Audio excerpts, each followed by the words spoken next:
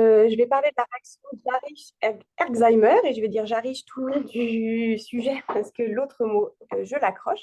Et donc, j'ai intitulé ça «De quoi parle-t-on vraiment?» En fait, j'ai l'impression que parfois, entre patients et médecins, on ne parle pas tout à fait la même langue et notamment sur la réaction de Jarisch. Donc, c'était l'occasion pour moi de me replonger dans la littérature sur le Jarisch et puis de vous partager ce que j'avais pu lire.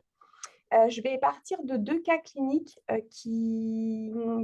pour faire un peu des vignettes, pour s'interroger dessus.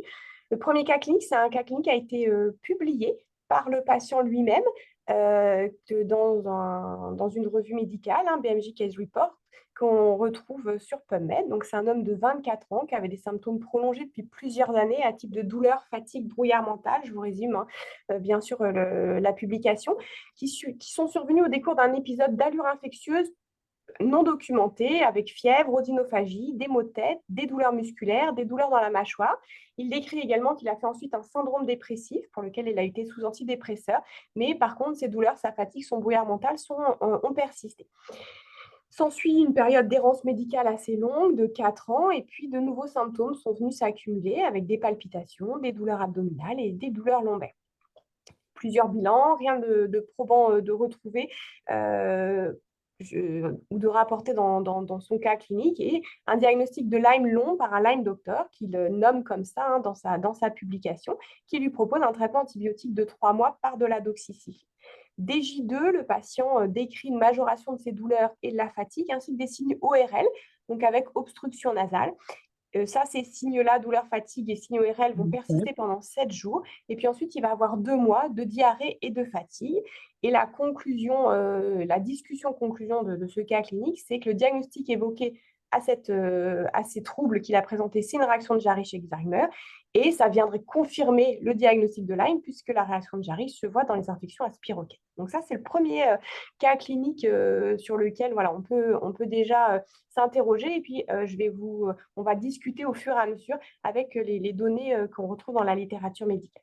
Le second cas clinique, c'est plus classique. C'est un monsieur de 30 ans, ouvrier agricole, qui a des antécédents de sciatique, qui en octobre 2022 présente une piqûre de tique pendant son travail. En novembre 2022, présente des signes de fatigue, céphalée, douleur lombaire et de fesse gauche avec réveil nocturne, qui sont différents de ces douleurs de sciatique habituelles qu'il avait déjà eues et qu'il connaissait très bien. Et il a également une rougeur avec une évolution centrifuge qui va faire jusqu'à 40 cm en arrière de sa cuisse, complètement indolore, pour lequel ça, il n'y a pas trop de diagnostic. Il y a 5 mois on va dire, d'errance également, puisqu'il y a un échec de prise en charge médicale antalgique. Il a un bilan rhumatologique qui a fait une IRM qui ne retrouve pas de lésion rachidienne pouvant expliquer cette douleur de sciatique, sciatalgie, douleur lombaire, fesse gauche, etc. Il est même infiltré en disant il en a déjà fait, il est infiltré, ça n'a pas marché. Il est en arrêt de travail depuis ces 5 mois. Et finalement, au fur et à mesure, il y a un bilan qui retrouve une sérologie de Lyme positive. Et donc là, se construit l'histoire qui fait un érythème migrant sur cette rougeur centrifuge et qui fait une radiculite du nerf sciatique, pour lequel un traitement par doxycycline pour 1 mois est proposé. Le patient, il fait un peu de recherche sur Internet et il appréhende de prendre sa doxycycline parce qu'il a lu ceci. Donc, j'ai fait une recherche moi aussi sur Internet. Donc, je suis allée sur le site de France Lyme, qui a l'avantage d'avoir une page sur le Jarisch-Alzheimer, ce qui n'est pas si évident que ça à retrouver. Et donc, on retrouve plusieurs informations que l'on peut regarder ensemble. Et pareil, on va les rediscuter au fur et à mesure. Donc, quelle que soit la forme, donc Lyme, disséminée ou localisée ou disséminée, précoce ou tardif, il peut y avoir une réaction de Jarisch. Donc, il propose d'en aviser le patient, effectivement, que c'est l'effet des antibiotiques qui libère une molécule qui ferait partie de la bactérie, qui est une endotoxine, et que cette endotoxine serait à l'origine des douleurs importantes, du brouillard cérébral, et que pour éliminer ces toxiques, il faut drainer le foie, boire beaucoup. La réaction de Jarisch est aussi assimilée dans ce paragraphe à un orage cytokinique. Il renvoie sur un autre lien qui est en lien avec le Covid-19, parce que c'est vrai qu'on a beaucoup entendu parler de l'orage cytokinique avec le Covid-19. Et puis, ils disent que parfois, on est obligé d'arrêter le traitement et ensuite de remonter à dose progressive d'antibiotiques, et qu'il y a certains Jarisch qui sont dangereux, notamment pour le cœur. Donc le patient, il a lu ça, ça peut l'inquiéter. Et donc, je pense que c'est important de pouvoir répondre aux questions du patient de façon à être, on va dire, de pouvoir échanger avec lui pour le rassurer si on doit lui mettre un traitement. Donc, qu'est-ce qu'on retrouve dans la littérature médicale sur la réaction de Jarisch-Alzheimer? La première chose, c'est que c'est défini comme une réaction transitoire survenant dans les 24 heures du début des antibiotiques pour le traitement d'une infection à spirochète. Je rappelle que dans les spirochètes, c'est ces bactéries spiralées dans lesquelles on retrouve la syphilis, les borrélias, que ce soit les borrélias de type Borrelia burgdorferi pour le Lyme ou des borrélias de type borréliose récurrente, qui sont des borrélias un peu différentes et qui donnent des tableaux cliniques fébriles répétés jusqu'à amendement. On retrouve notamment en Afrique et dont certaines sont transmises par les tiques. Et puis la leptospirose, et également une infection à spirochète. Ces infections à spirochète, elles donnent toutes des réactions de Jarisch. La première on va dire description de la réaction de Jarisch, c'est au cours de syphilis. Donc, en fait, Jarisch et Alzheimer sont deux personnes différentes qui ont décrit la même réaction au cours d'infections syphilitiques à quelques années d'intervalle. Donc, maintenant, leurs deux noms sont consacrés. Et donc, c'est dans la syphilis qu'est décrit initialement la réaction de Jarisch. Et selon les études, on retrouve plein de choses différentes. C'est entre 10 et 35% des patients qui ont la syphilis qui font une réaction de Jarisch. Et dans certaines études, c'est quasiment 100% des patients qui font une réaction de Jarisch. C'est des études très anciennes. Il n'y a pas d'études récentes spécifiquement sur cette réaction. Et donc, c'est des descriptions cliniques. Donc, on a ça uniquement à se mettre sous la dent. Dans les leptospiroses, il y a pareil, ça dépend un petit peu des études, mais il y a entre 9% et dans d'autres études 30% des leptospiroses qui feraient des réactions de Jarisch-Alzheimer. Et dans les borrélioses, on distingue les borrélioses de Lyme. Enfin, on va venir un petit peu en détail un peu plus après.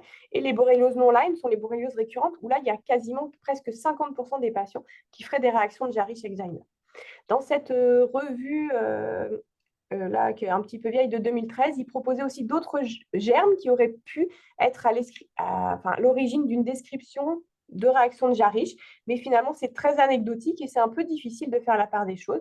Par exemple, quand on regarde le cas clinique d'une méningite à méningocoque, qui est une aggravation clinique dans les 24 premières heures du début de l'antibiothérapie, dire que c'est une réaction de Jarisch, c'est peut-être un peu compliqué parce que finalement les méningites à méningocoque, c'est aussi une infection qui peut entraîner des sepsis, des chocs septiques, et du coup dire que le patient s'aggrave dans les 24 premières heures, c'est peut-être l'évolution de sa maladie. On va dire que sur les autres pathologies non liées à des spirochètes, il est peu pertinent d'utiliser le terme réaction de Jarisch parce que pour le coup, les descriptions sont beaucoup moins solides.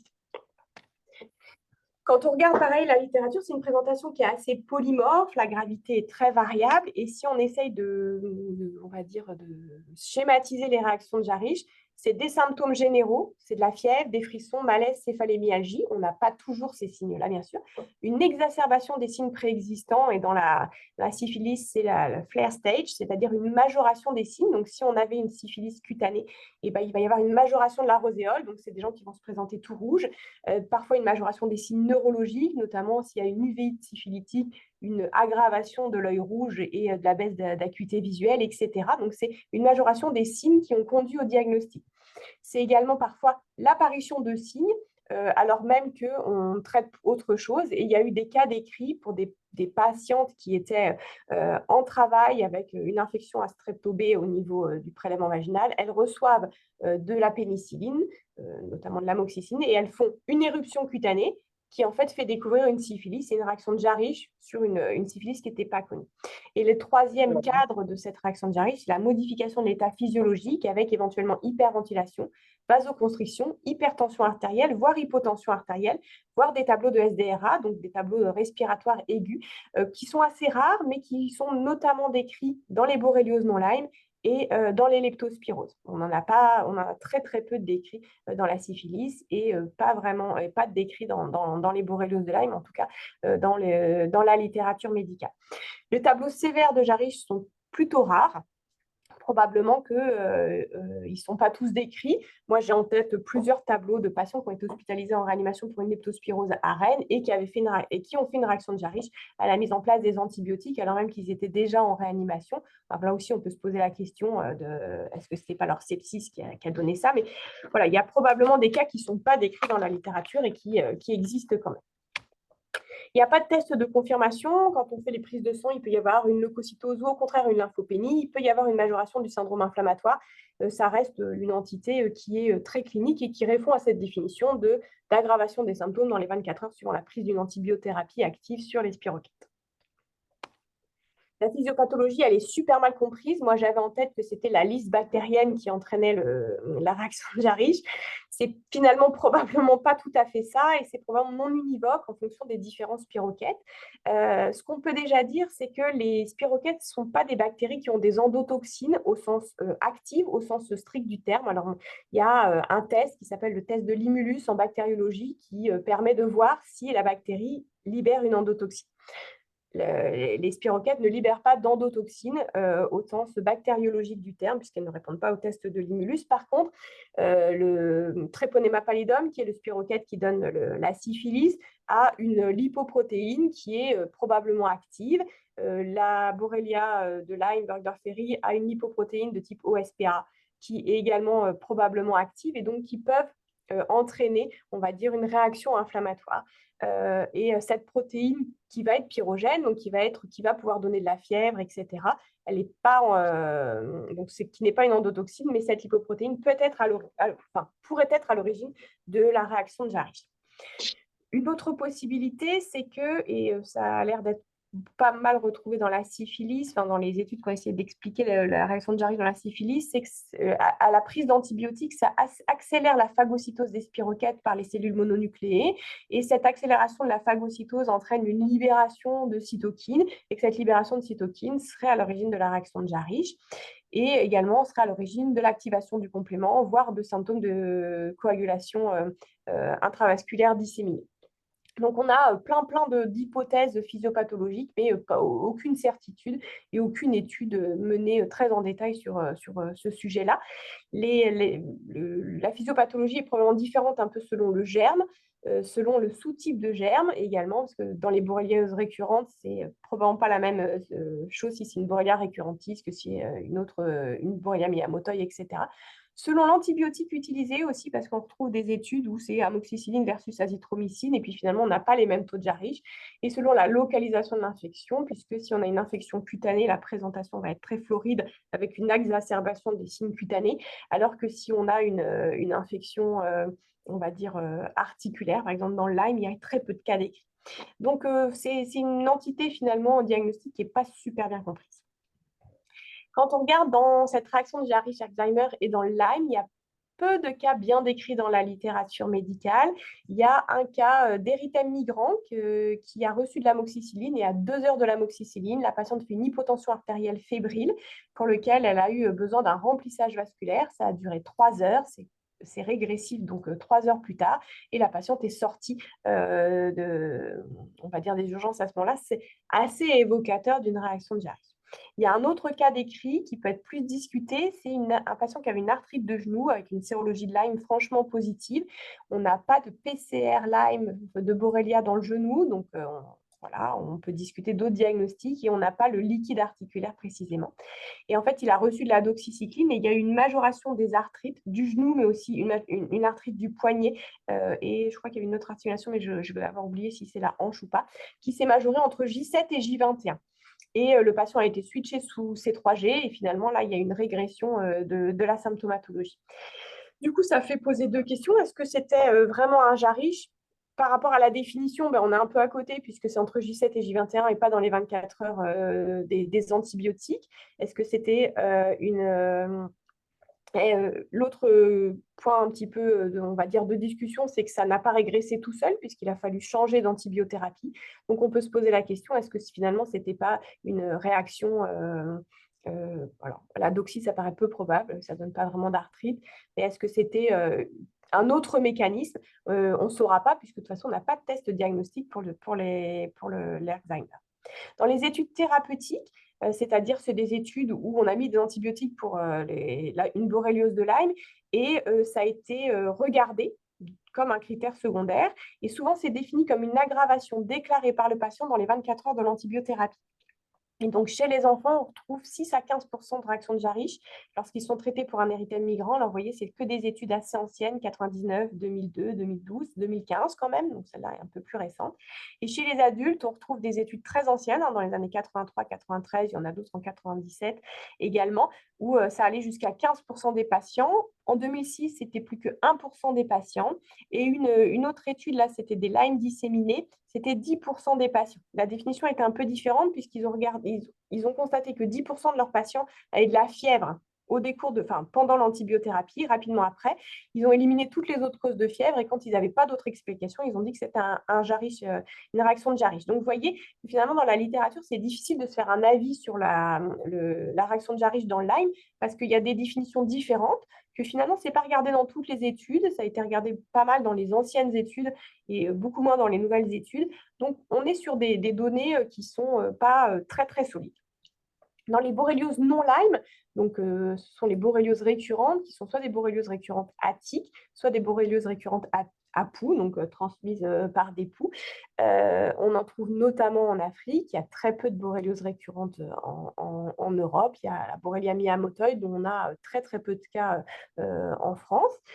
Mais en Afrique, il y a quand même régulièrement des borrélioses récurrentes. On peut avoir des patients qui reviennent d'Afrique avec des borrélioses récurrentes. Et donc, c'est intéressant de connaître ce diagnostic. Et là, pour le coup, on a des études plus larges avec un plus grand nombre de patients, parce que c'est une pathologie relativement fréquente malgré tout.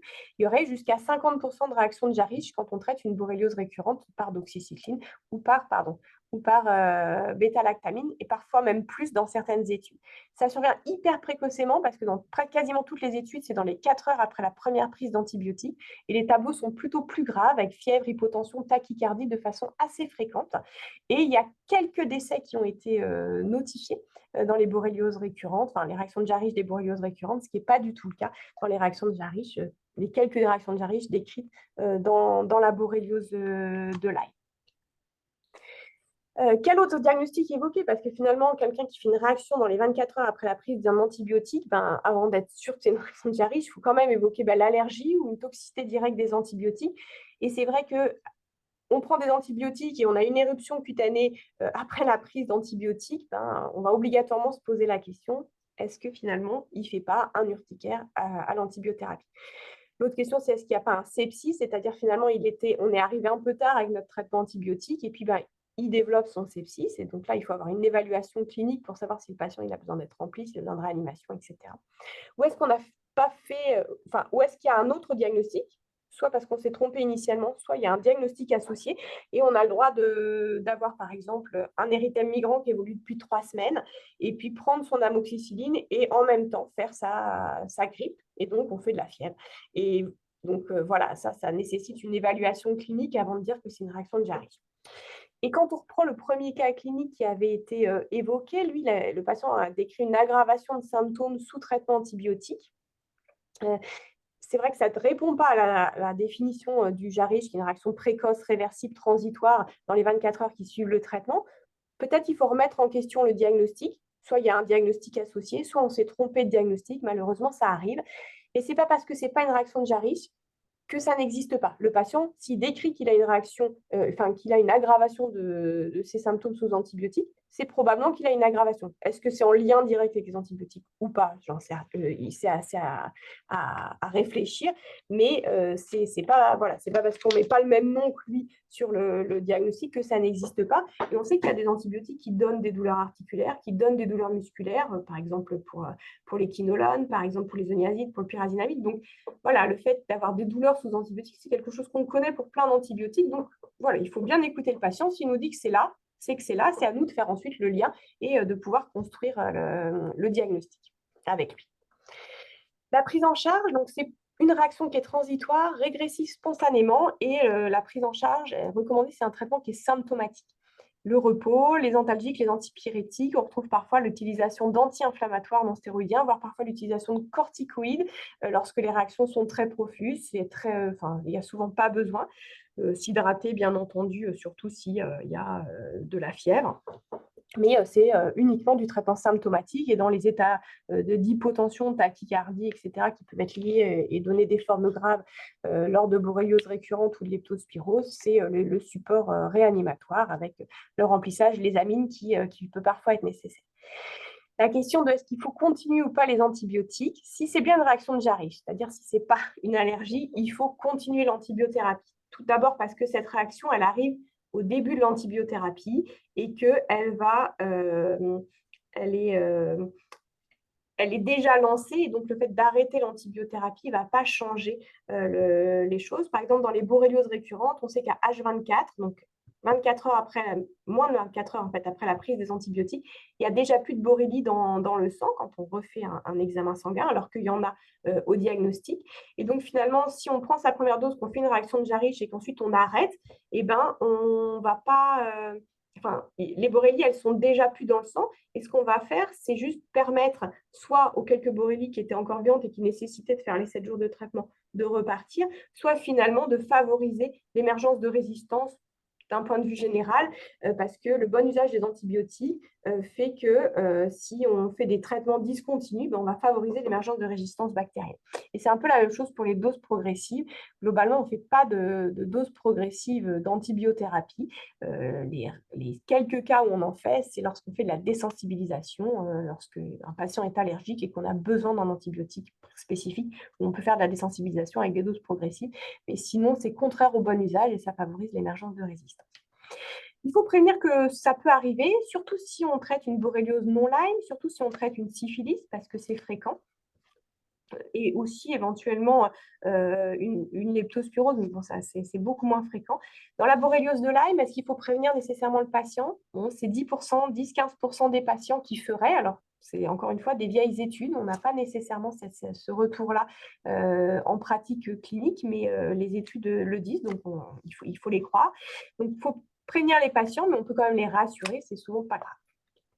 Donc, si on revient à nos cas cliniques, donc le patient numéro 1, donc je vous rappelle un jeune homme qui avait des symptômes prolongés avec une errance médicale de quelques années et qui a eu un diagnostic de Lyme, plutôt sur des techniques non conventionnelles, et qui fait une aggravation des symptômes sous antibiotiques. Je pense que la discussion doit déjà être que si le patient dit que c'est un Jarisch, on peut nous, médicalement, dire bah, attention, nous, le Jarisch, dans le monde médical, ce n'est pas les mêmes symptômes. C'est une chronologie qui est très inhabituelle et donc ça permet d'échanger sur le patient, ça peut permettre de re-questionner le diagnostic pour pouvoir mieux accompagner le patient et prendre soin de lui. Pour le cas clinique numéro 2, c'est le patient qui avait une neuroborréliose au décours d'une piqûre de tique avec un érythème migrant, avec 5 mois on va dire, de non-prise en charge initiale. On avait proposé de commencer la doxycycline pour 1 mois. Le patient, il appréhendait un peu et finalement, je pense qu'on peut le rassurer sur la réaction de Jarisch dans la maladie de Lyme. C'est peu fréquent, c'est peu grave, c'est de courte durée et ça ne nécessite pas de modifier l'antibiothérapie. Et puis, par contre, il y a un réel bénéfice au traitement de sa neuroborréliose. Il est à 5 mois d'évolution et il a pris le traitement, ce patient-là, et à J2, il n'avait plus de douleur au niveau de sa fesse. À J5, pardon, et c'est à J2 que l'érythème migrant a régressé. Donc, il y a des vrais bénéfices à traiter sa neuroborréliose. Donc, il faut pouvoir prendre le temps de lui expliquer cela. Donc, en conclusion, moi, quand je me suis interrogée sur est-ce qu'on propose ce sujet-là, je me suis dit que est-ce qu'il suffit de parler la même langue pour se comprendre? Je pense qu'il faut définir de quoi on parle. Et parfois, certains patients nous disent, j'ai eu ça, je pense que c'était la réaction de Jarisch. Nous, quand on analyse, on dit, bah non, ça ne ressemble pas à ce que je connais de la réaction de Jarisch. Je pense qu'il faut définir avec le patient ce que nous, médicalement, on entend par ce que c'est une réaction de Jarisch. Ce qu'il a, c'est pas rien, c'est pas que ça n'existe pas, mais si on met le mauvais mot sur une symptomatologie, on risque de mal prendre en charge les choses. Donc, il faut prendre le temps, à mon avis, d'expliquer les choses. La réaction de Jarisch-Alzheimer, ça existe vraiment dans toutes les spirokétoses, surtout la syphilis, les borrélioses en Lyme, mais également dans le Lyme et dans la leptospirose. C'est une réaction rapide, transitoire, après un traitement antibiotique et plutôt rapidement régressive. Ça nécessite un traitement symptomatique et la poursuite des antibiotiques. Et la réaction de Jarisch dans le Lyme, c'est peu fréquent, peu grave, mais vous avez vu, c'est assez mal décrit dans la littérature. Donc, il faut rester ouvert, il faut bien écouter le patient, bien préciser les symptômes avec lui pour essayer d'adapter au mieux le traitement. En tout cas, s'il y a une aggravation à la prise d'antibiotiques, les centres de compétences ou les centres de référence des maladies vectorielles à tiques sont tout à fait disponibles pour discuter du dossier, rencontrer le patient pour essayer de voir ce que l'on peut proposer. Peut-être qu'il faut chercher également une autre cause associée. Et si ça ressemble vraiment à une réaction de Jarisch-Alzheimer, il faut poursuivre le traitement antibiotique, donner des antalgiques, soulager le patient, le rassurer et une régression rapide est attendue. Donc voilà, c'était assez court, mais je n'ai pas trouvé grand-chose de plus à vous transmettre qui soit, on va dire, pas de la physiopathologie très complexe. Merci beaucoup. Je suis disponible pour vos questions. Merci beaucoup Solène. Alors pour l'instant, on n'a pas vraiment de questions sur le chat. Du coup, moi je vais en profiter pour poser quelques questions. Ma première question, c'est, alors j'ai bien compris que c'était un traitement symptomatique et combien de temps à peu près, est-ce qu'on a une idée du temps pour la régression de la réaction de Jarisch sous traitement symptomatique? En général, ça régresse dans les 24-48 heures. D'accord. Donc assez Oui, rapidement. donc, ouais, très bien. Alors, je regarde s'il y a d'autres. Alors, ok. Et moi, j'aurais une autre petite question.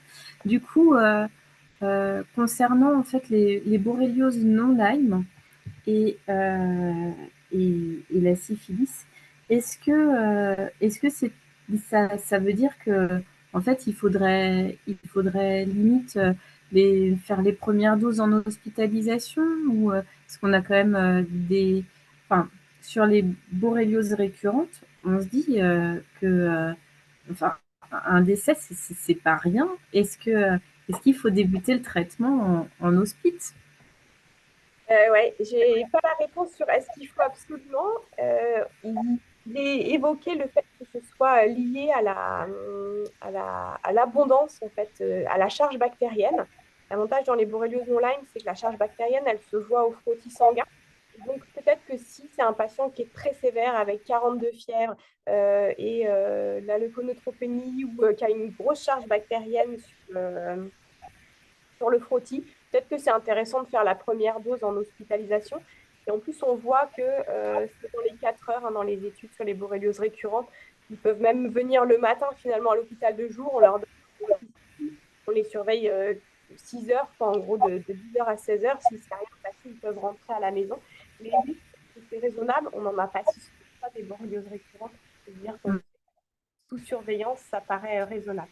Pour ce qui est des syphilis, les données sont plutôt rassurantes, c'est-à-dire que c'est des réactions de Jarisch avec une éruption cutanée, éventuellement de la fièvre, mais les réactions graves sont peu décrites.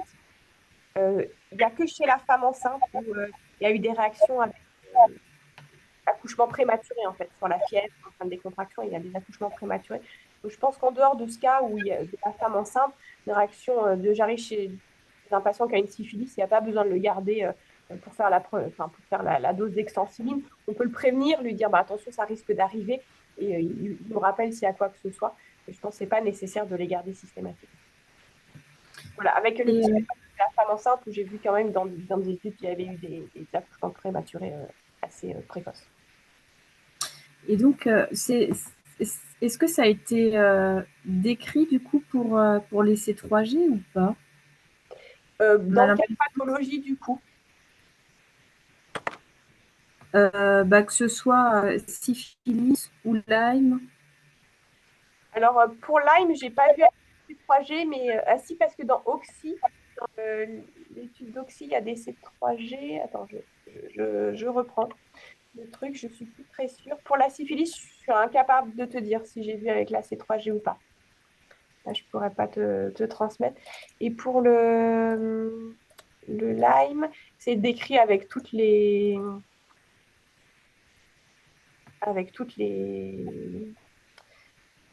classes antibiotiques.